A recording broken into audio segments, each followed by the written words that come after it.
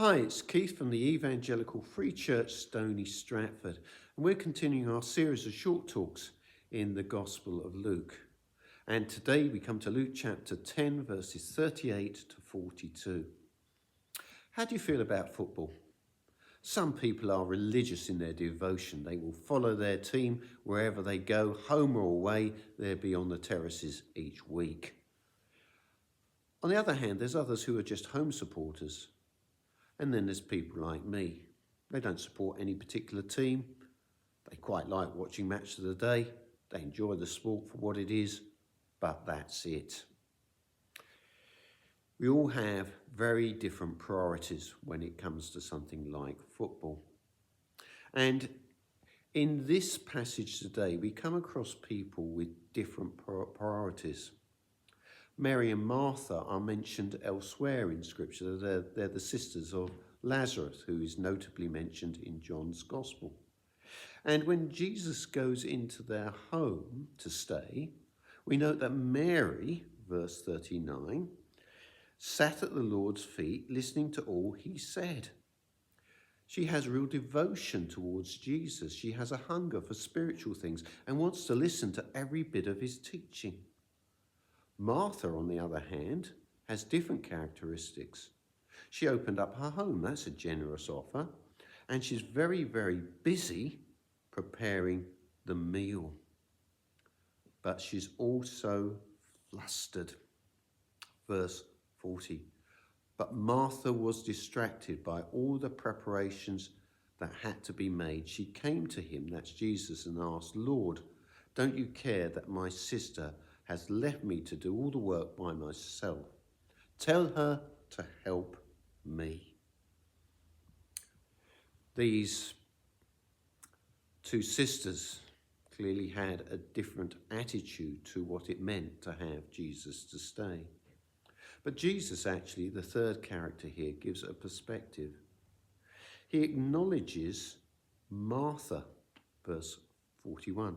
Martha, Martha, the Lord answered, you are worried and upset by many things, but only one thing is needed. Mary has chosen what is better, and it will not be taken away from her. He acknowledges Martha. He's sympathetic. She's flustered. I think it's quite interesting. It's that their approach, isn't it? Martha, Martha, just calm down a second.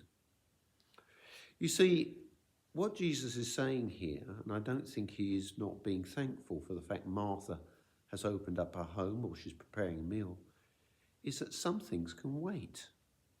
There are things that are more important. You note that he commends Mary's choice. She has chosen something which is very important, and that is to listen to the Lord. Or for us today is to listen and take into account what Scripture says about Jesus, what it says about God. You see, life will always throw up things to distract us. But in the end, spiritual things, namely Jesus, and what his ministry and his life and his death and resurrection mean, are far more important.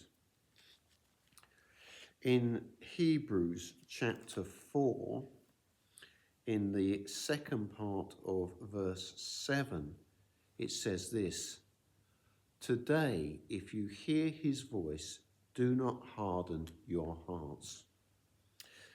That's actually a quote from Psalm 95, verses 7 and 8. It's talking about the time when the people of Israel were in the wilderness and they started to moan and complain.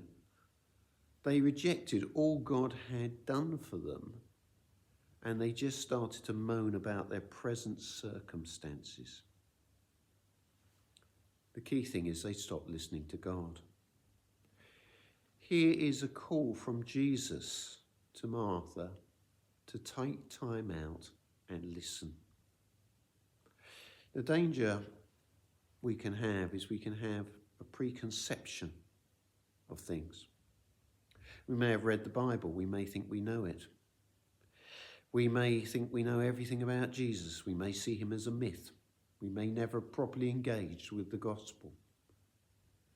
But the point is, when God's voice is heard, it is to be noted.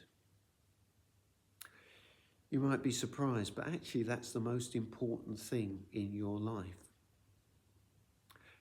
It's not getting kids through college, although that's important, I don't doubt it. It's not seeing your family has a better standard of living. I wouldn't be a minister if that was the case. It's about listening to God's voice. So today, if you hear his voice, if you hear God's heart, God's voice, do not harden your heart. Thank you so much for listening.